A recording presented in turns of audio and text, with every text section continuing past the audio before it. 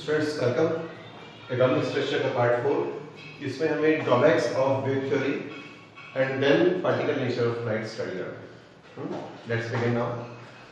Number 1 limitation of wave theory हम पढ़ने जा रहे हैं बेटा। Wave theory is able to explain four properties of light: reflection, refraction, diffraction and interference. But wave theory fail to explain black body emission and photoelectric effect. Now let us understand what is a black body emission. Beta, black body is an imaginary substance which can absorb all types of frequency, and if this imaginary substance is heated, it can release all types of frequencies. Right? That means black body is an imaginary substance which is a perfect absorber as well as a perfect emitter of all possible frequencies, all possible wavelengths. पक्का कोई भी तरह की light को निकाल सकता है और एब्जॉर्ब भी कर सकता है। So black body ऐसा कोई सब्सटेंस नहीं होता। Let us take an example of iron. बेटा आयरन को आपने जब हीट करते हुए देखा तो आपने देखा होगा कि वो रेड कलर हो जाता है। पक्का हम एक्चुअली उस टेम्परेचर की हीटिंग देख पाए। अगर हम उससे और ज्यादा हीट करें, it turns yellow. And if it is heated even at a higher temperature, it turns white. That means, don't you think, that on heating a substance, it first emit one color frequency. On further heating, it releases another type of frequency, yellow. And on further heating, it releases another third type of frequency, which is different. Means what? Regular heat करूँगा, temperature increase होगा, means energy increase होगी। और बेटा colour change होने का means क्या है?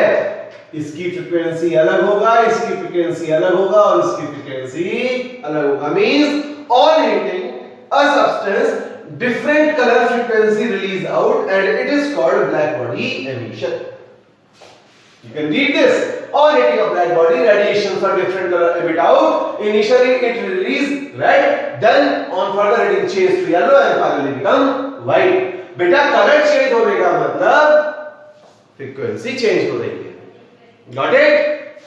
अगर वेव थ्योरी करेक्ट है तो वेव थ्योरी में energy directly proportional to intensity. Means if energy increases intensity should increase. Means frequency तो नहीं बढ़नी चाहिए। यहां पर on heating energy increases, intensity नहीं बढ़ रहा बेटा, frequency is increasing. Meaning what? Energy depends upon frequency and not on the intensity according to wave theory. And why wave theory fails to explain black body? समझ में आ गया होगा। पक्का?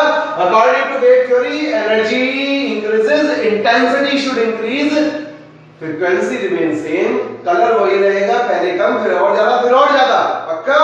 But यहाँ पर कलर नहीं बढ़ा, यहाँ कलर चेंज हो गया। मींस फ्रीक्वेंसी इंक्रीज हो गया, means energy increases. Energy increases, so frequency increases. Means black bodies cannot be explained by the wave. Further, what is photoelectric effect? बेटे हमने एक डायग्राम यहाँ पर दिया हुआ है। देखिए, this is metal plate, this is detector. यहाँ पर ये हमने एमीमीटर लगाया हुआ है। बेटा यहाँ पर लाइट रे आ रही है। ये लाइट रे इस मेटल सरफेस से स्ट्राइक करेगी। बेटा मेटल सरफेस एटम होंगे। If light is coming, this light is supplying energy. Energy is absorbed by the electron in atom. If this energy electron absorb करेगा तो न्यूक्लियस का अट्रैक्शन वीक हो जाएगा. If this energy is sufficient to break attraction between electron and nucleus, electron will eject out. इसी को photoelectric effect बोलते हैं. So what is photoelectric effect?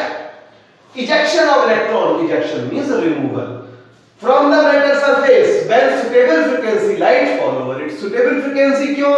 भाई अगर लाइट आ रही है उसने इतनी एनर्जी दी ही नहीं कि इलेक्ट्रॉन अट्रैक्शन ब्रेक कर दे, it cannot come out. Means light which is falling onto atom surface or metal surface should be providing that much amount of energy so that attraction between electron and nucleus break और electron बाहर आ जाए. But if lower frequency light strike किया, lower frequency आया, electron बाहर नहीं आता। थोड़ी सी higher frequency आया, इलेक्ट्रॉन बाहर आ गया। Means lower frequency light supply lower amount of energy which can not emit electron, eject electron. higher frequency light supply that much amount of energy which is able to break attraction between electron and nucleus and electron come out। इससे higher वाली और ज्यादा electron energy supply करेंगे electron को, electron और जल्दी निकल जाएगा। मीन क्या निकला? ये काम फिर से फेल हो गया। इस लो फ्रीक्वेंसी से जब इलेक्ट्रॉन नहीं निकला, we try to provide more intensity. इसी लोअर फ्रीक्वेंसी का हमने ज्यादा इंटेंसिटी अप्लाई किया और ज्यादा number of wave per unit area डाला, इलेक्ट्रॉन बाहर नहीं आ रहा। Meaning what? Meaning is this, intensity बढ़ने से एनर्जी नहीं बढ़ती। हाँ, फ्रीक्वेंसी बढ़ने से एनर्जी बढ़ जाती है। मीन क्या निकल रहा है? मीन ये निकल रहा है कि फ्रीक्वेंसी पर एनर्जी डिपेंड करती है, वेव थ्योरी के अकॉर्डिंग इंटेंसिटी पर एनर्जी डिपेंड नहीं करती। So what is photoelectric effect? Ejection of electron from the metal surface when suitable frequency light fall over it. Work function, minimum energy required to remove electron is called work function. हर metal के लिए अलग होगा, because हर metal में electron and nucleus का जो attraction है दैट इज डिफरेंट। हर मेटल में अलग अट्रैक्शन होगा तो अलग एनर्जी चाहिएगा। What is threshold frequency? Beta, that particular frequency which is just able to supply work function and electron eject out. I repeat, threshold frequency is that frequency which is just sufficient to remove electron from the metal surface. This is called threshold frequency. दोनों में हमने zero नीचे लगा दिया। W0 is the symbol of work function, nu 0 is the symbol of threshold frequency. So what is threshold frequency? Minimum frequency required to eject electron from the metal surface. पक्का? If lower frequency strike, कौन सी lower? अरे lower than threshold frequency, electron बाहर नहीं आता। Intensity is whatever be the intensity of that lower frequency, electron कभी बाहर नहीं आएगा। Meaning what? Meaning this, कि frequency पर ही एनर्जी डिपेंड करेगा, इंटेंसिटी पर एनर्जी डिपेंड नहीं करेगा। और इसी वजह से wave theory fails to explain this. Next point, no electron eject out from the metal surface if frequency of falling light is lower than nu 0। What is nu 0 बच्चों? Threshold frequency. According to wave theory energy proportion to intensity. So if a light intensity of lower frequency, if high intensity of lower frequency strike over metal, electron बाहर नहीं आएगा। Got it or not? Therefore, phase theory, wave theory fails to explain this black body emission and photoelectric effect. अब कौन सी theory आया to explain this? अब हम ये सीखने जा रहे हैं। बेटा, we need to take particle nature of light. What is particle nature? That means light is behaving like a particle. It is not containing particle, beta, it behaves like particle. That theory is Planck's quantum theory. I repeat, Planck's quantum theory. According to this, point number 1, beta, light is released or absorbed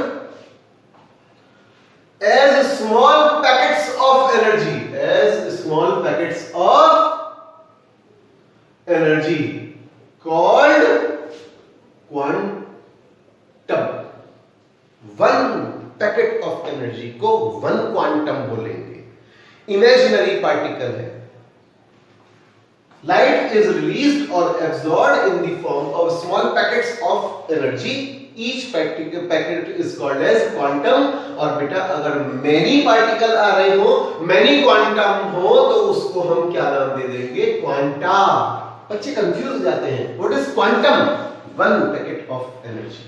What is quanta? Plural हो गया ना यार, plural हो गया ना इसका, पक्का? चलिए, point number 2, energy of each quanta, energy of one quanta है ना, energy of one quantum is directly proportional to किसके डेरिवेटिव? फ्रीक्वेंसी। अभी हम सीख कर आए हैं। और बेटा, अगर हम इसको डिनोट करें तो एनर्जी प्रोपोर्शनल टू फ्रीक्वेंसी, और अगर मैं इसको निकालूं तो E is equal to h nu. What is E? Energy. What is nu? Frequency. And what is h? Planck's constant. It is Planck's constant and the value is 6.63 to 10 to the power minus 34 joule second। ये हमको याद करना है का बेटा। This is the energy of one quantum. एक packet की energy, आपने बोला सर वी हैव 10 क्वांटम, तो बेटा वन एनर्जी, वन पैकेट की energy into 10 energy of 10 quantum आ जाएगी। तो हमारा थर्ड पॉइंट कितने बच्चे समझ गए? Energy of n number of quantum is given as E is equal to N into h nu। E is equal to N into h nu, or we can say in this way कि E is equal to N into E1। E1 मतलब energy of one quantum ना, पक्का? That means total energy of n number of quanta is given as E is equal to NH। You got the point or not? Where n represent the total number of quanta, number of quantum। You got my point or not? इसके ऊपर base हमें numerical करनी है बेटा। एक formula हमारा ये निकल कर आया, E is equal to h। अब हम इसके ऊपर बेस कुछ फॉर्मूलास फाइंड कर सकते हैं। तो first formula is E is equal to h nu, second formula is E is equal to sc upon lambda। कितने बच्चों को याद है nu is equal to c upon lambda? याद है ना बेटा? और थर्ड फॉर्मूला क्या हो गया? Total energy is equal to n into energy of one quantum। n निकाल सकते हैं, एनर्जी ऑफ वन क्वांटा यहां से निकाल लेंगे, total energy divide by E कर देंगे, नंबर ऑफ क्वांटा आ जाएगा। You got the point or not? पक्का? इस नेक्स्ट पार्ट में बेटा हम numerical based on this topic discuss करेंगे। Thank you very much.